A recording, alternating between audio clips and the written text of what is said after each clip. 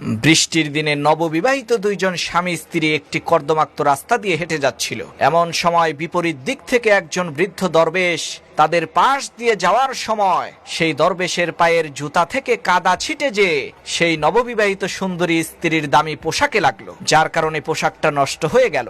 স্ত্রীর পোশাকের এই অবস্থা দেখে স্বামী বেচারা সহ্য না করতে পেরে প্রচন্ড জোরে একটা থাপ্পড় মেরে সেই বৃদ্ধ দরবেশকে কাদার মধ্যে ফেলে দিল।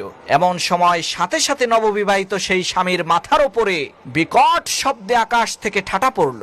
এতে করে তৎক্ষণাৎ সেই নববিবাহিত স্বামী বেচারা মারা গেল। তখন সেই স্ত্রী কেঁদে কেঁদে দরবেশকে বলতে লাগলো, হুজুর, আপনার বদদোয়ার কারণেই আমার স্বামী মারা গেল। আপনি আমার স্বামীকে বদদোয়া দিলেন কেন? তখন সেই দরবেশ বলল, মাগো, আমি তোমার স্বামীকে বদদোয়া দেইনি। তুমি আগে বলো, আমার পা থেকে কাদা ছিটে কি তোমার স্বামীর গায়ে লেগেছিল? তখন সেই স্ত্রী বলল, না, আমার স্বামীর গায়ে কাদা লাগেনি, বরং আমার গায়ে লেগেছিল। তখন দরবেশ বলল, তাহলে তোমার স্বামী আমাকে থাপ্পড় দিল কেন? তখন সেই স্ত্রী লোকটি বলল, কারণ আমার স্বামী আমাকে অনেক ভালোবাসে, এই কারণে সে এই বিষয়টাকে সহ্য করতে পারেনি, যার কারণে আপনাকে থাপ্পড় দিয়েছে।